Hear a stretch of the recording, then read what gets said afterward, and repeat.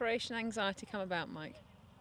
Quite often it's because the dog's either learnt that the whining attracts you back to it, of course you nurture it, like you would do a child in distress. So it's very, very important that when you're training a dog that shows any type of anxiety, give it somewhere secure to be, first of all.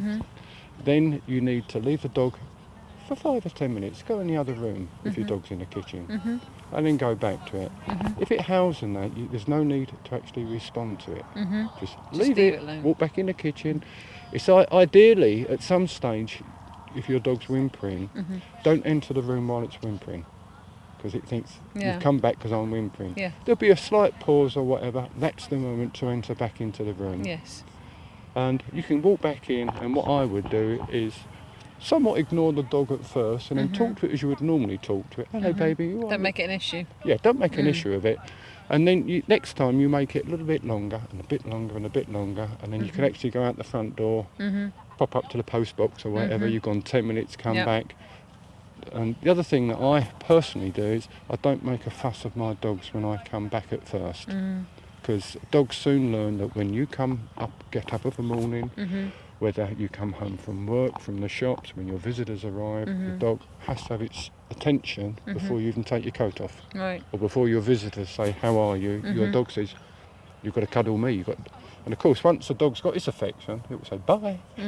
Yeah. So the ideal way that I treat dogs, for example, if I've got visitors that actually would like to interact with my dog, I actually say to my dog, if it should bark, if the doorbell goes, good boy, it's doing its job. It's alerting you someone's there. And I'll say, right, kitchen or bed, whatever you say. The dog goes there, you invite your guests in, they sit down, you can exchange pleasantries with each other. And then if they say, oh, where's your dog? Would you like to see him? Hang on, I'll go and get him. The dog comes, and I train my dogs in order to get a reaction from visitors, a cuddle or whatever it happens to be, a little talk, he sits. Then he gets his fuss, okay? If he gets up, the interaction stops, remind it, sit, it sits, and then you can interact again. Okay. So that's a good way of socialising your dog that's going to be acceptable to other people as well.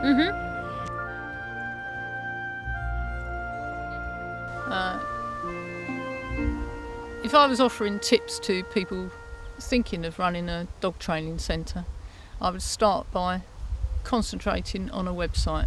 Everybody refers to a website, no matter what subject they're referring to these days, whether it's business, pleasure, training the dog. They first visit a website, and it's absolutely essential to have a good website that clearly states how you train, why you train, and the benefits to the handler to come to your school. An example of the client, how they use our website, is they expect to see a professional presentation on the website.